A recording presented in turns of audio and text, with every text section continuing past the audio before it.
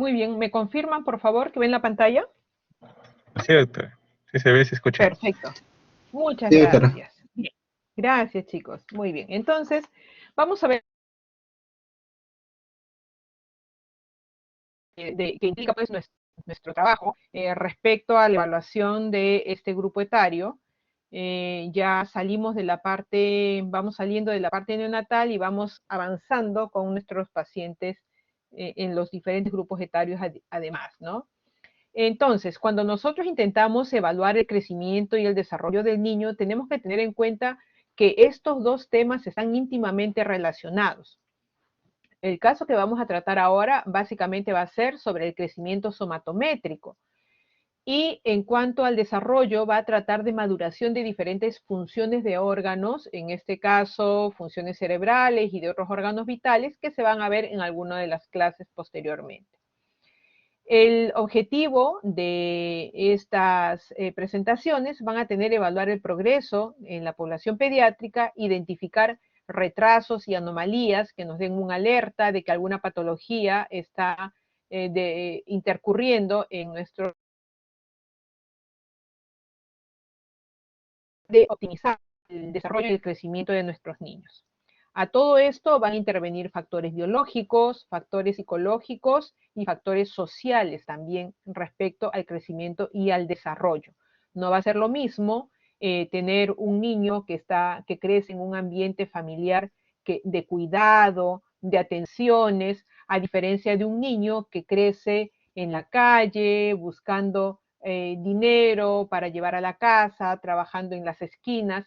Es totalmente diferente, ¿no? Cómo va a crecer ese niño o cómo va a crecer un niño cuidado, por ejemplo. Entonces, sabemos bien que el niño crece y se desarrolla desde la concepción. En condiciones normales, este crecimiento y este desarrollo es continuo, pero una velocidad variable, ¿no? Entonces, en los primeros 5 años, por ejemplo, tenemos que es el crecimiento para que los pulmones alcanzan su estructura definitiva y la altura, la talla final, se alcanza en la adolescencia. 3 fenómenos van a caracterizar este proceso. Cambios en la magnitud, ¿no? Elongación, dimensiones, cambios en las características y perfeccionamiento de las estructuras y de las funciones. Entonces, tenemos, por ejemplo, el crecimiento y el desarrollo fetal. Tenemos un periodo embrionario, un periodo fetal. Vamos a ver cómo en estos momentos son las velocidades de crecimiento máximas, ¿no? Las semanas de periodo embrionario, sabemos que son desde la semana 1 hasta la semana 8, y los acontecimientos más importantes en estas semanas de desarrollo, tenemos, por ejemplo, que en la semana 1, cuando empieza recién la fertilización,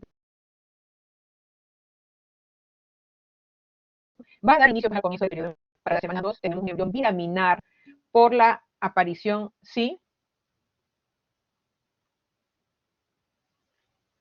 A ¿Algún veces se problema, por entrecorta su favor? voz, doctora. Ya, entonces voy a tratar de, a ver, voy a suspender un ratito.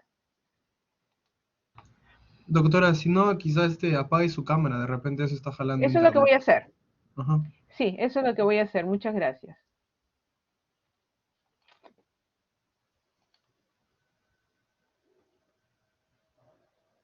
Ya. ¿Ven la pantalla, por favor?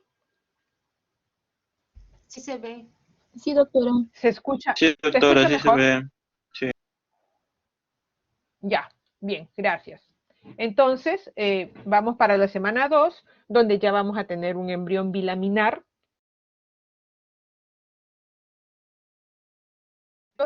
Y a nivel de la tercera semana, la aparición del mesodermo. Ya tenemos el embrión trilaminar. Acá empieza el inicio de los somitas.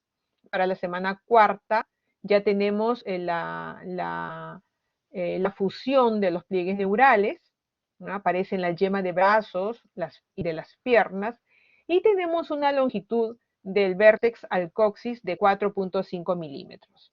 Para la semana 5 ya empiezan las placodas de los cristalinos, una boca primitiva también, y los rayos digitales en las manitos, ¿no? Ya para la semana 6 tenemos una nariz primitiva, un filtrum, un paladar primario, y miren el crecimiento de la semana 4 a la semana 6 se ha cuadruplicado la longitud del vértex al coxis. Para la semana 7, la formación de los párpados, y la semana 8 ya se distinguen órganos internos, ¿no? Como los ovarios y testículos. Entonces, fíjense, ¿no? En 8 semanas, desde solamente tener el embrión bilaminar, miren hasta dónde hemos llegado en solamente 6 semanas. Esto es rapidísimo, ¿no? Es progresivo. Imagínense todo lo que puede influir en esas etapas del desarrollo embrionario, cuando la gestante puede ni siquiera saber que está gestando todavía, y lo que puede implicar cuadros infecciosos en ella, consumo de fármacos, consumo de sustancias tóxicas, ¿no? Entonces es muy importante tener esto en cuenta, porque cuadros malformativos que se den de estos órganos, vamos a sospechar que hayan sido en etapas tempranas del embarazo.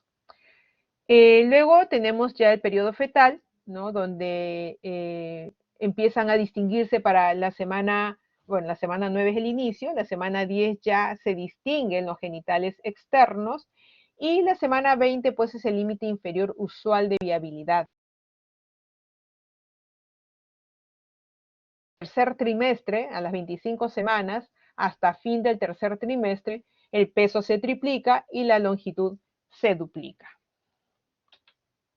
Estos son los cambios en las proporciones corporales que son pues notorios, ¿no? Desde el feto de 2 meses al feto de 5 meses, periodo neonatal, ¿no? Que nosotros también vamos a ver esto todavía, y podemos acá ver cómo, por ejemplo, los segmentos van a ser diferentes, ¿no? Todavía tenemos la cabeza, que forma casi la cuarta parte de la longitud del cuerpo, con todavía el tronco un poco más largo que las extremidades, y esto va cambiando pues hasta llegar a la etapa de la adultez.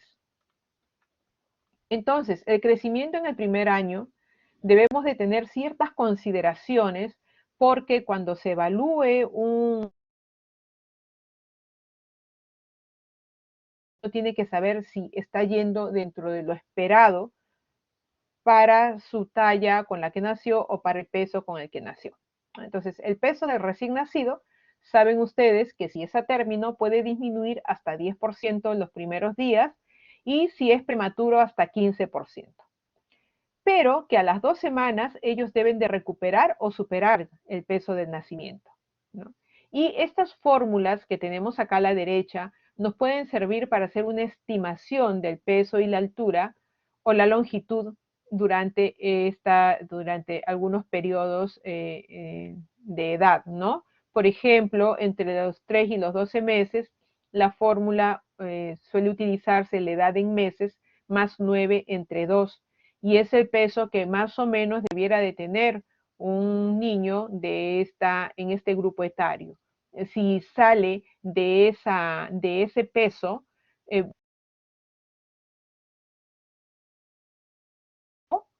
o porque nació con un peso muy alto. Y si nació con un peso adecuado, significa que algo está pasando en este lactante para que no llegue a ese peso estimado con esta fórmula. Entonces nos va a ser de utilidad para saber si es que este lactante está ganando peso de manera adecuada. Igual para un preescolar de 1 hasta 6 años, la fórmula es la edad en años por 2 más 8. Y para escolares desde los 7 a los 12 años es la edad en años por 7 menos 5 sobre 2. Entonces estas fórmulas nos van a ser de utilidad solamente para hacer una estimación del promedio que deba tener nuestro paciente.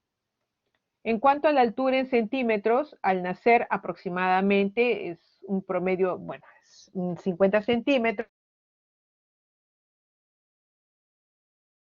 recién nacido, al año son 25 centímetros más que debe de ganar, y entre los 2 y los 12 años uno puede hacer la edad en años por 6 más 77 para encontrar la altura estimada que debiera tener nuestro paciente, ¿no?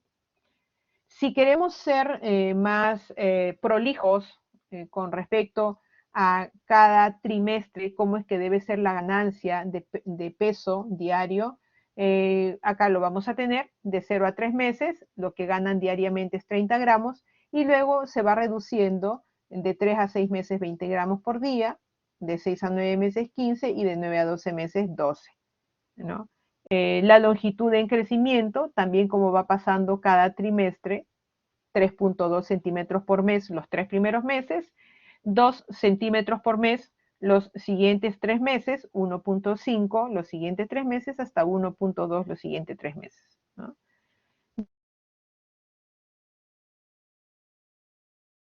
Como los primeros 3 meses son 2 centímetros por mes, entre el tercero y el sexto mes 1 centímetro por mes, entre el sexto hasta el año medio centímetro por mes, ¿no?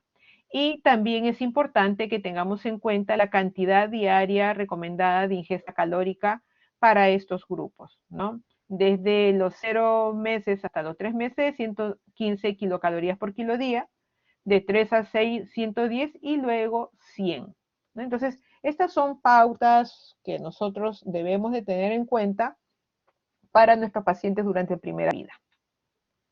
Tener en cuenta que en estos 12 primeros meses es importante lo que es la ganancia de volumen cerebral, ¿no? Podemos ver cómo es una curva en ascenso continuo para entre los 12 a 24 meses subir casi más o menos para el año y medio y luego casi mantener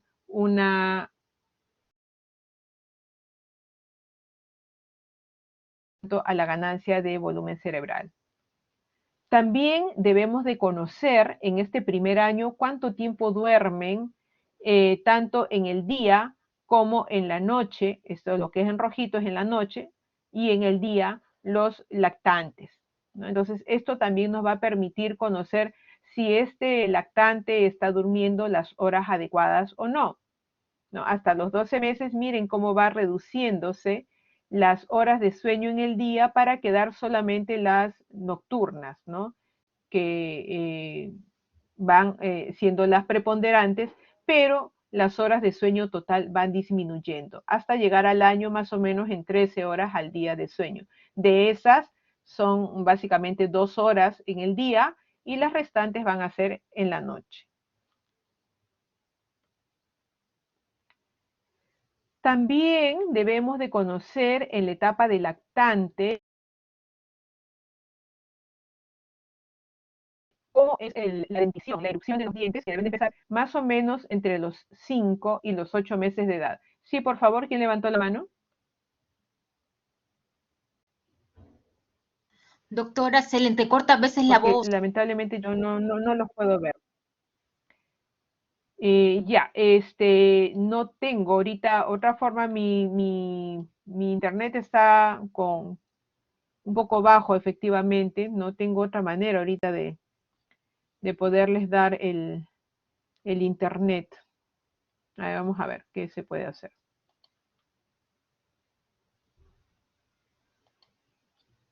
Ya voy a tratar a ver de conectarme con él.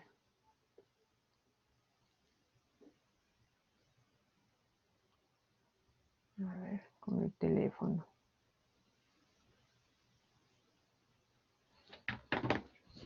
Vamos a ver.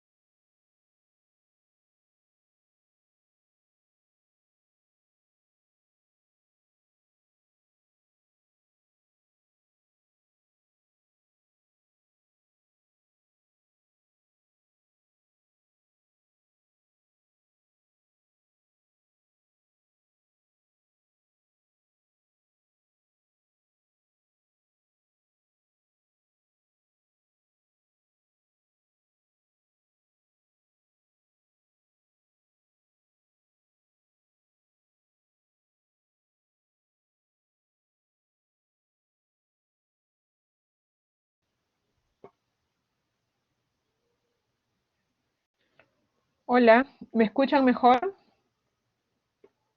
Sí se escucha.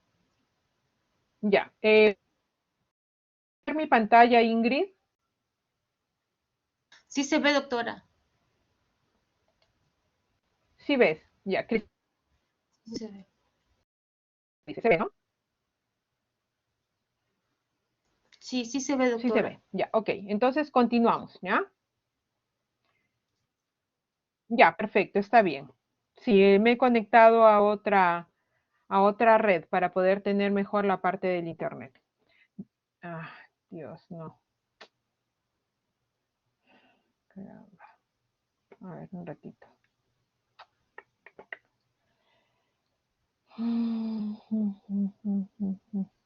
A ver, ahí estamos. Otra vez. Ya, ahora sí. Bien, entonces esto es, ya habíamos conversado entrecortadamente de la primera parte del crecimiento en el primer año, ¿no? Inclusive, a ver, vamos a tratar de regresar porque me quedó pendiente esta parte. La cronología de la salida o la erupción de los dientes, ¿no? De la dentición humana. Entonces, tener en cuenta que nosotros debemos estar observando también cuando evaluamos un lactante que entre los 5 meses puede empezar el inicio de la erupción de los incisivos centrales inferiores, ¿no? No nos llame la atención, pero claro, si vemos que, por ejemplo, empieza a salir a los 2 meses, a los 3 meses, sí, eso sí nos debe de llamar la atención. O también que encontremos que no hay desarrollo de los incisivos pasados los 12 meses, también nos debe de llamar la atención, ¿no? Porque hay patologías de diferente índole, bueno, de las endocrinas, puede ser un hipotiroidismo que no permita que todavía erupcione los incisivos centrales inferiores. Para el segundo año, tenemos que la velocidad de crecimiento de lo que era hasta 25 centímetros por año en el primer año, esto se convierte en la mitad. Fíjense la desaceleración que existe del 50% de la velocidad de crecimiento, ¿no? Entonces vamos a tener ya la ganancia en cuanto a peso de lo que era máximo 8 ya a fines del primer año, pasa a ser 8 gramos por día. La longitud en crecimiento más o menos 1 centímetro por mes. Y la ingesta de calorías va a mantenerse en 100 kilocalorías por kilo por día, ¿no? ¿Qué va a ocurrir en cuanto al desarrollo físico? Bueno, lo primero, que hay una disminución de la velocidad de crecimiento, pero hay un desarrollo motor y de lenguaje importantísimo. ¿Por qué? Porque va a dar la independencia a nuestros niños. El niño empieza a deambular solo, empieza a pedir con su lenguaje sus necesidades, sus requerimientos, ¿no? Por lo tanto, acá es importantísimo durante todos los primeros meses de vida la interacción y el estímulo para que lleguen al segundo año con esta independencia que es, digamos, el, el logro para el segundo año. Es un logro importantísimo. Ya para esta edad hay un crecimiento, una mielinización de las interconexiones, o sea, hay un crecimiento de conexiones neuronales y va a haber, se continúa la mielinización, ¿no? Y en cuanto a las horas de sueño, estas se van reduciendo en el día. Todavía para los 2 años tenemos algunas siestas de los pacientes, de los niños de esta edad, pero mayormente ya su sueño se establece nocturno. Pasamos a la etapa preescolar, que comprende entre los 2 y los 5 años, y vamos a encontrar que la velocidad de crecimiento, recuerden lo último hasta los 2 años fue 12 centímetros al año, ahora es de 8 centímetros por año, ¿no? 8 centímetros por año de 2 a 3 años, y a partir de los 3 años hasta antes de la pubertad es de 6 centímetros por año como promedio, porque puede ser de 5 a 7. Entonces, en este caso, la ganancia de peso va a ser de más o menos 6 gramos por día, ¿no? El crecimiento longitudinal, perdón, El crecimiento longitudinal se establece más o menos a 0.7 centímetros por mes. El crecimiento, la cantidad, o el crecimiento, perdón, de la circunferencia craneana en 1 centímetro por año, y el aporte de calorías requerido va desde 90 hasta 100. Entonces, hay un freno del crecimiento somático y encefálico. Y ya hemos conversado acerca de la velocidad de crecimiento que hay en este caso, ¿no? La ganancia de peso es de 2 kilos por año, y en esta etapa de los 2 a 5 años hay que tener mucho cuidado con un fenómeno que se llama la adiposidad de rebote temprana. ¿Qué es esto? Esto es una ganancia de peso exagerada en un momento que no corresponde. Y lo vamos a ver en el siguiente gráfico. Recuerden ustedes, adiposidad de rebote temprano, riesgo de obesidad adulta. Si ustedes pueden ver en los gráficos de índice de masa corporal que se utiliza a partir de los 2 años de edad, fíjense en cómo es la curva. La curva es como una J. Y esta caída está mayormente entre los 4 a 5 años. Entonces, es normal que de lo que uno ve a un niño con un índice de masa corporal, digamos el promedio, por ejemplo, en 16.4, ¿no? Luego este índice de masa corporal caiga, disminuya. Esto es normal. A veces los padres dicen, uy, se ha puesto bien flaquito, y empiezan a darle Pediasure, le ponen 7 semillas, le ponen maca, le ponen harina de habas, que no le ponen a los niños para tratar de mantenerlos con este índice de masa corporal que tenían antes un poco más elevados. Hacen hasta lo indecible por tratar de mantenerlos. Ese ingreso de aporte calórico en exceso para esta edad no corresponde. O sea, es normal. ¿Por qué? Porque el niño está más activo, porque el niño empieza a tener la escolaridad, entonces el niño se mueve más y va a haber esta reducción normal del índice de masa corporal. No intenten que el niño se mantenga a partir de acá en su vida. No intenten, porque eso genera la adiposidad de rebote temprano. Y estos niños que en esta época, en vez de caer este índice de masa corporal dentro de los valores que son en rangos adecuados, las tengan alta, hace el incremento de riesgo para que luego tengan la obesidad del adulto. Entonces, chequen bien estas curvas del índice de masa corporal. Acuérdense bien, es una J, es una caída, ¿no? Para ambos géneros, para niños y niñas. En etapa preescolar, como mencionábamos, ¿no? La energía física es máxima. La necesidad de sueño cae a 11 a 13 horas por día. Ya para los 3 años, respecto a dentición, tenemos los primeros de dientes primarios. La agudeza visual se va haciendo cada vez mejor, el cerebro incrementa el área cortical y todavía va a haber algunos cambios en el volumen. Ya para la etapa escolar hay cosas importantísimas para este grupo etario, ¿no? Como es la autoestima, la aceptación de maestros, la aceptación de otros adultos y compañeros. El crecimiento en peso puede ser de 3 a 3.5 kilos en todo un año. La velocidad de crecimiento hasta antes de la pubertad en promedio 6 centímetros por año. El perímetro cefálico va creciendo 2 centímetros más. La mielinización continúa hasta la adolescencia, con un pico de sustancia gris entre los 12 y 14 años. Y empieza la pérdida de los dientes primarios, aproximadamente para los 6 años. Hay una tasa de recambio de 4 piezas por año. A los 9 años, los 8 incisivos y 4 molares ya son permanentes. Entonces, por ejemplo, en esta etapa también es importante cuando van a sus chequeos dentales, si el odontólogo le dice, sabe que este niño, esta niña, tiene unos dientes que corresponden a un niño de 9 años y el niño tiene 6, ojo, es una alerta.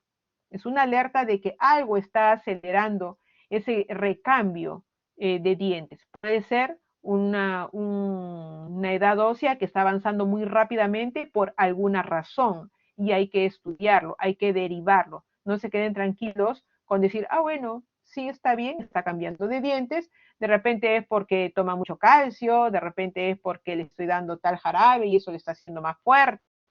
No, hay que primero hacer las evaluaciones respectivas.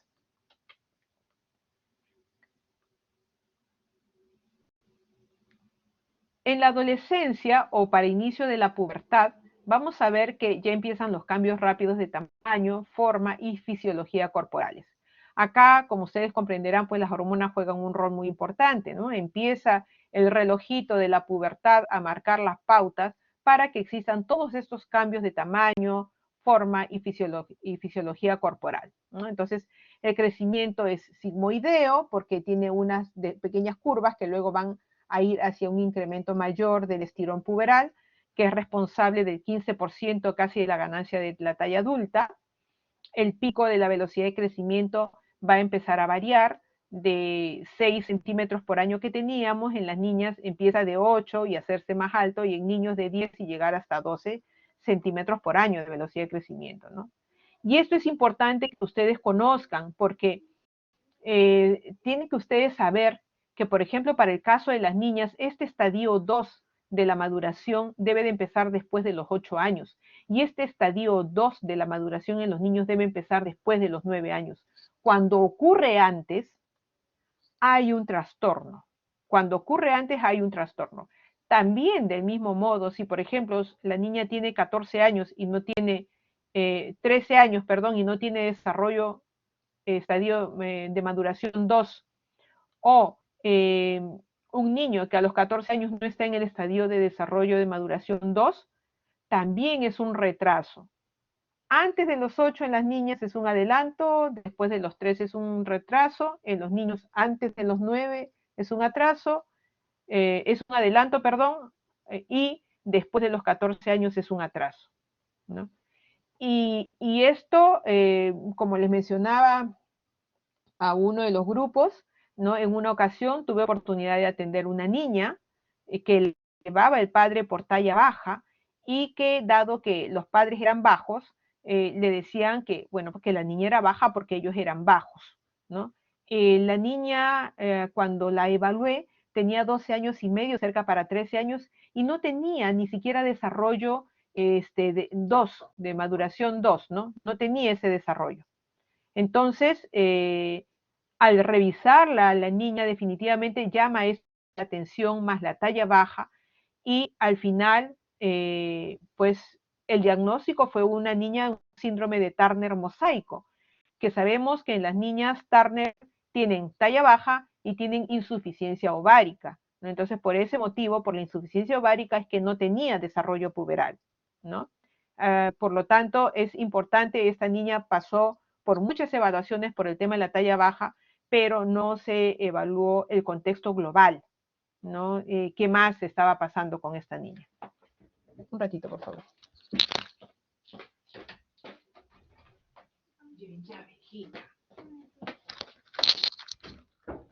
Perdón. Bien, entonces eso es lo que tenemos con la parte del desarrollo de la adolescencia, ¿no? Hay un cuadrito muy interesante que quise compartírselos porque permite ver cómo es, en el caso de las niñas y en los niños, la aparición de los caracteres sexuales secundarios, cómo es hasta que llegan a su acné de la adolescencia, ¿no? Vamos a empezar con el de las niñas. En el lado de la izquierda van a tener ustedes los eventos con respecto a la velocidad de crecimiento, a la menarquia, al desarrollo mamario, al desarrollo del vello púbico y las edades en las que se presentan, ¿ya? Entonces vamos a empezar que, por ejemplo, lo primero que marca el desarrollo puberal en una niña es el desarrollo de los pechitos. Entonces, el desarrollo de los pechitos es el estadio 2, es el botón. Luego tenemos el estadio 3, el estadio 4 y el estadio 5. Estos son, el 1 pues es una niña prepúber, ¿no? Entonces, miren la relación que guarda, por ejemplo, la velocidad de crecimiento que va a ser máxima en el estadio 3, no cuando empieza el botón mamario. Cuando nosotros vemos que una niña está creciendo bastante rápido, con seguridad ya está en el estadio 3. Luego, para el estadio 4, se correlaciona con la menarquia. Con la menarquia. O sea, el estadio 4, la niña está arreglando y está en el estadio 4 del desarrollo puberal. Y, claro está, iniciado el estadio 4, ya empieza la desaceleración de la velocidad de crecimiento, ¿no? En respecto al vello púbico, esto puede ser un poco variable. Va a depender mucho de la etnia también de la niña, ¿no? Pero van a la par, más o menos empieza en el estadio 2 del desarrollo mamario, luego vamos a tener el vello púbico, después que empieza el desarrollo mamario, y es la progresión lo que va acompañando al desarrollo puberal, ¿no? En el caso de los varoncitos, igual tenemos los mismos eventos, pero en este caso tenemos el desarrollo del falo y el desarrollo del volumen testicular. Como ustedes también pueden ver acá, igual siempre se va a notar con el estadio 2 del desarrollo testicular, de la ganancia de volumen testicular 2, 3, 4 y 5. El estadio 2 de Tanner del volumen testicular se refiere a partir de 4 centímetros cúbicos del volumen testicular, ¿no? Entonces, esto empieza y luego hay una etapa de más o menos que pueden ser unos 6, 9 meses que va a pasar al siguiente estadio puberal, ¿no? Eso puede irse relacionando a un incremento de tamaño, de longitud del falo y recién por ahí la aparición del vello púbico.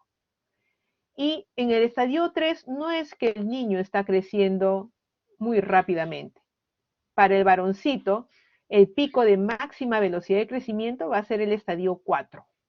Ahí es donde empieza el estirón. Por eso es que las niñitas son más altas que los niños a las mismas edades. Porque las niñas, su estirón puberal, su ganancia de talla, viene antes que la de los niños. Hasta llegar a la etapa adulta, que es el estadio Tanner 5, ¿no? O sea, del volumen hablamos, ¿no? Pero madurativamente, psicológicamente, todavía pues es más allá el desarrollo, claro, ¿no? De la etapa adulta. Entonces, tenemos acá este cuadro importante, por ejemplo, cómo podemos ver la adolescencia temprana, cuando recién están en el estadio 1 y 2 del desarrollo puberal o empezando el estadio 2, la adolescencia media entre el estadio 3 al 4 en realidad, y la adolescencia tardía ya casi para el estadio 5, ¿no? Las características en cuanto a la edad en que se presentan, las características somáticas, como es el inicio de los caracteres sexuales secundarios, sobre todo con el crecimiento rápido para el caso de las niñas, ¿no? La parte sexual, el interés sexual, es lo que va a primar en la adolescencia temprana, la parte cognitiva, ¿no? El concepto, se preocupan mucho por sus cambios corporales, y la aceptación, ¿no? La aceptación por otros miembros que no necesariamente son la familia, ¿no? Más bien al contrario, intentan un poco de independencia de parte de la familia, ¿no? Y esto cada vez va cambiando, pues, en relación a el estadio de la adolescencia en el que están, ¿no? La adolescencia media ya tienen un pico de crecimiento en altura, está el acné, está la menarquia, ¿no? Para el caso de la niña, la espermaquia para los varoncitos, ya hay algunas consultas, dudas sobre temas de orientación sexual, y empiezan a cuestionar algunas costumbres, a veces familiares, y bueno, se centran definitivamente en sí mismos, ¿no? Les preocupa la parte de la atracción física que ellos y ellas pueden generar. Es importante la aceptación de mayor grupo social, y bueno, van teniendo diversas evaluaciones de capacidades y oportunidades también, ¿no? En su escuela, en su sociedad. Y respecto ya a la adolescencia tardía, ya es un crecimiento mucho más lento, va a depender mucho de la edad ósea también para el crecimiento. Estamos hablando de más o menos una edad ósea de 17 años para los varones, ya es casi su talla adulta final. El de las mujercitas, una edad ósea de 15 años, ya es casi su talla adulta final también. Ya consolidan su identidad sexual, su imagen corporal es mucho más estable, ¿no? Suelen regresar muchas veces a los temas de familia, es su base más segura, y bueno, ya van tomando decisiones acerca de su futuro próximo, ¿no? En la sociedad. Visto todo esto, entonces debemos de ver cómo es que en la práctica uno hace la medición de estos indicadores de crecimiento, ¿no? La longitud, por ejemplo, hasta los 2 años, por mucho que el niño ya camine desde el año de edad, yo no puedo pararlo y ponerlo en un tallímetro. La forma ideal de medir la longitud hasta los 2 años es echado. Ya a partir de los 2 años puedo hacerlo en un tallímetro. Ya van a tener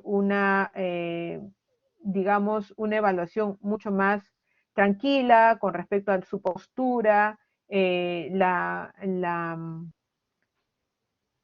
posición es importante, por ejemplo, tener en cuenta el occipucio, cómo va sobre el tallímetro, los omóplatos también, ¿no? La región glútea y los talones, y que estén juntos.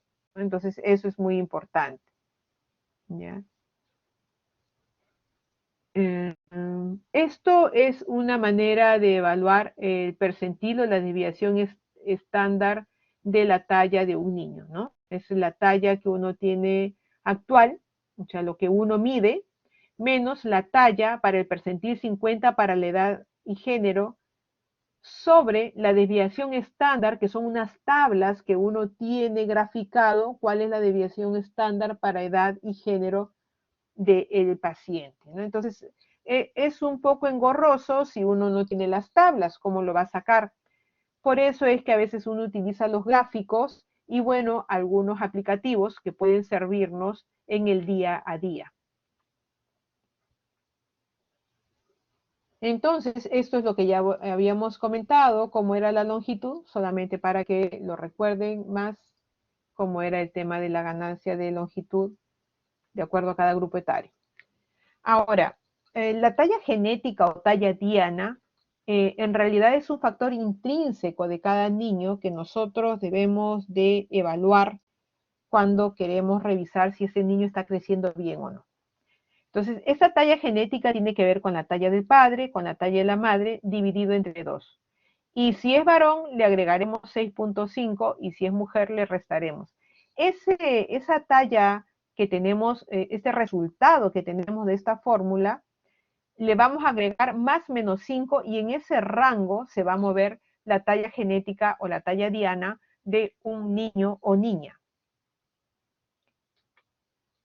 Y es así, ¿no? Si, por ejemplo, la talla genética me resulta en 1,60 m, yo entraré acá y diré que la talla genética de mi paciente va a ser desde 1,65 m para la parte más alta hasta 1,55 m. Y en ese rango se debe de mover el crecimiento de mi paciente.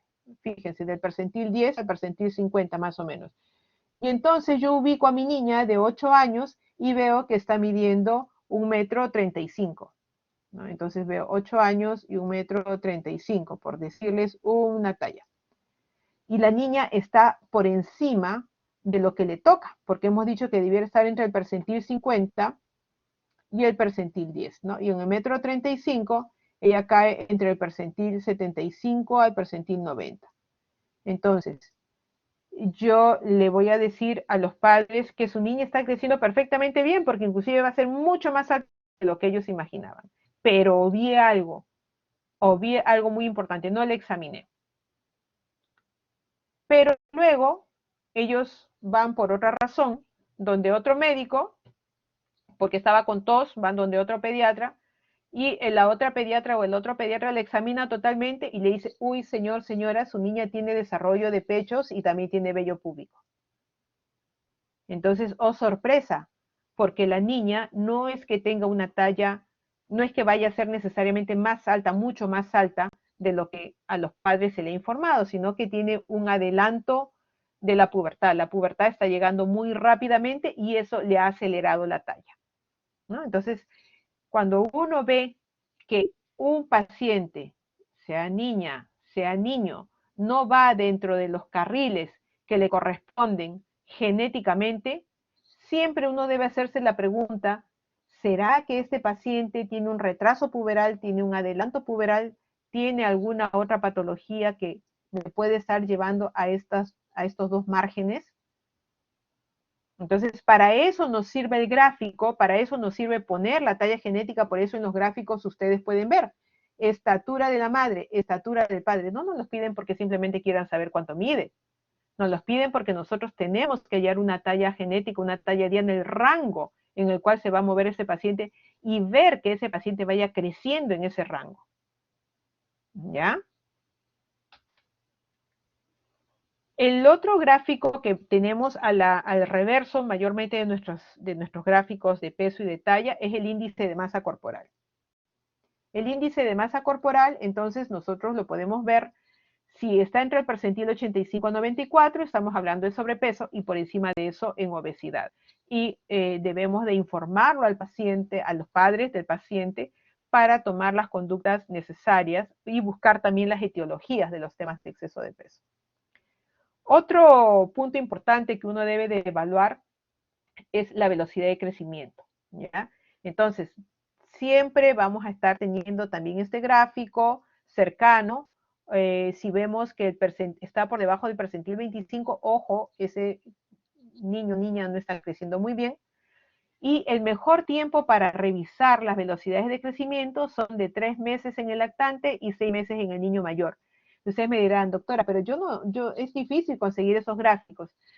A veces puede ser, pero lo que va a ser importante es que si tienen mala velocidad de crecimiento, en este gráfico ustedes van a ver que esa niña empieza a caer de un carril a otro cada 3 meses, cada 3 meses. Eso me va a dar las pautas de que la velocidad de crecimiento no está siendo adecuada y bueno, podré referir al especialista, ¿no? O si no, estudiar qué está pasando con el paciente. Otros indicadores con respecto a crecimiento que es importante que ustedes conozcan, al menos que los sepan, son los segmentos corporales. El segmento superior, que es la talla sentado, la medida de la cabeza y el tronco hasta el isquion, vértex isquion, y el segmento inferior, que es la de la sínfisis del pubis hasta el piso, medido de pie, ¿no?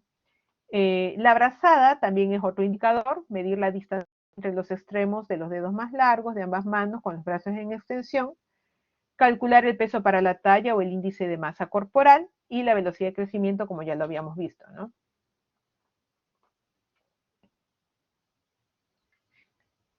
A ver, un ratito. Ya. Miren cómo debe ser la relación de segmento superior, segmento inferior en el recién nacido, ¿no? El segmento superior es mucho más grande que el segmento inferior, ya lo habíamos visto en el gráfico de proporciones. Los menores de 10 años ya se va haciendo, es discretamente mayor de 1, a los 10 años es 1, y mayores de 10 años 0.9. Ya las extremidades se hacen un poco más largas que lo que es el tronco, ¿no? La brazada durante la infancia y la niñez temprana, esta medida es menor que la talla, porque las extremidades son un poco cortas, pero luego se va igualando alrededor de los 10 años.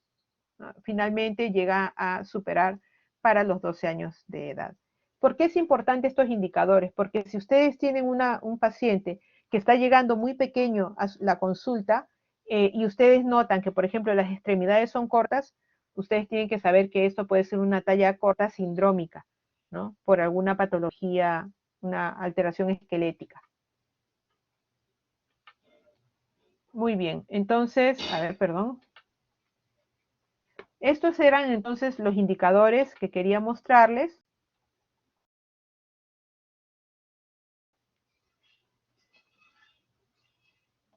Un momentito.